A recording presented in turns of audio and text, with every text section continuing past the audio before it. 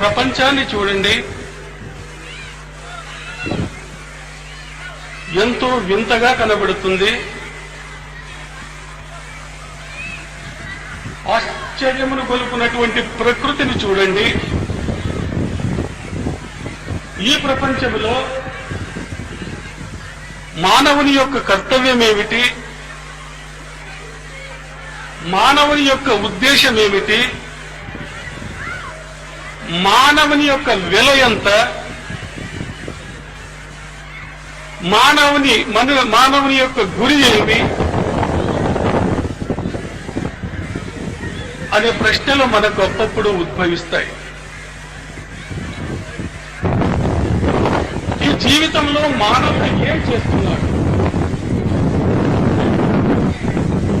కమానా, ఖానా, పీనా, సోనా.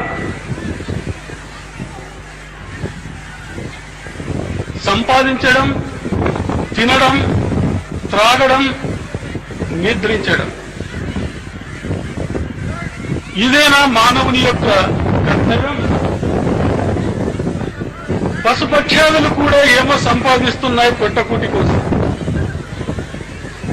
తింటున్నాయి అవి కూడా, తాగుతున్నాయి అవి, పండుకొట్టున్నాయి. మన బ్రతుకు కూడా ఇంతేనా? సంపాదించడం, తినడం, త్రాగడం, నిద్రించడం. बस के दुश्वार है हर काम का आसान होना, आदमी को भी मयस्सर नहीं इंसान होना. बस के दुश्वार है हर काम का आसान होना. ఈ జీవితంలో అంత సులభంగా జరిగిపోదు. ఆదమీ కో భీ మయస్సర్ నహీ ఇన్సాన్ హోనా. మానవునికి కూడా మనిషిగా బ్రతికేది అంత సులభం కాదు. మా నా వా, మా అంటే అజ్ఞానము, నా అంటే లేకుండా, వా అంటే వర్తించినటువంటి వాడు. అజ్ఞానము లేకుండా ఎవడైతే వర్తిస్తాడో, ఆ రీతిగా జీవిస్తాడో వాడే మానవుడు అనిపించుకునేదానికి హక్కు కలిగినటువంటి వాడు. ఇక్కడ నుంచి జీవులు పోయిన తర్వాత అక్కడ పరమాత్ముడు అడుగుతాడంట,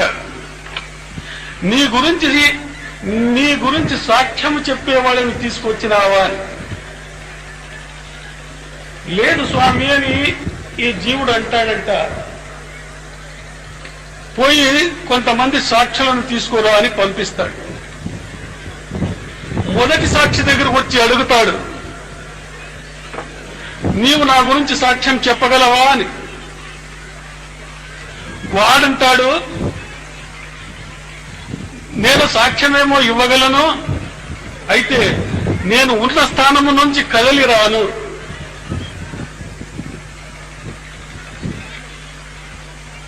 రెండవ సాక్షిని అడుగుతాడు, నేను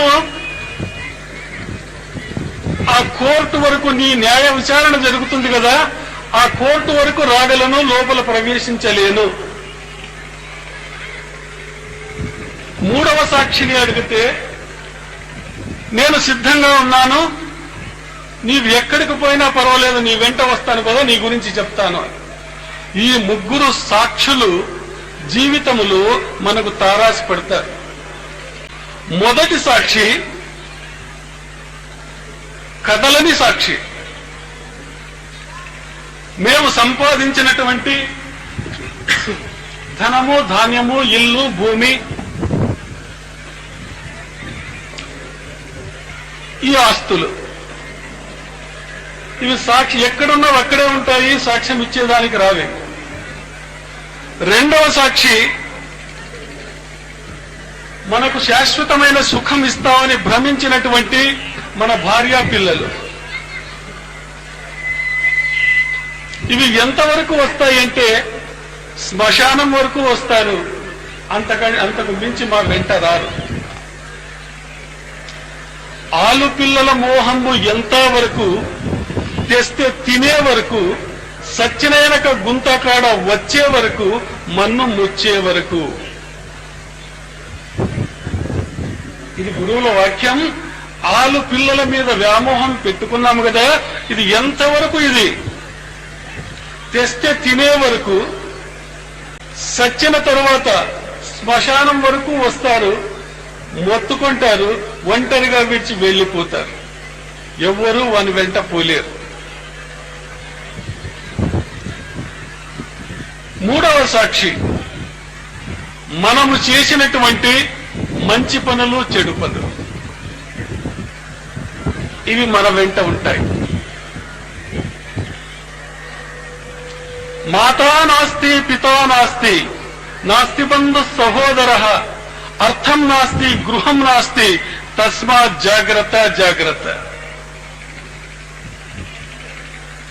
యోగులు, మునులు మానవులకు హెచ్చరికనిస్తున్నారు. మాతా నాస్తి పితా నాస్తి నాస్తి బంధు సహోదర.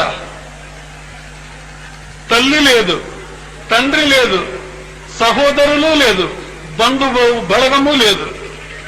అర్థం నాస్తి గృహం నాస్తి. నీ అర్థము డబ్బు సహాయానికి రాదు, నీ ఇల్లు సహాయానికి రాదు. తస్మాత్ కాబట్టి జాగ్రత్త, జీవితంలో జాగ్రత్తగా మెలుకు, జాగ్రత్తగా పయనించు. చాలా హుషారుగా జీవితాన్ని నడపమంటారు పెద్దలు. ఇది అల్పమైన స్వల్పమైన జీవితం. ఇది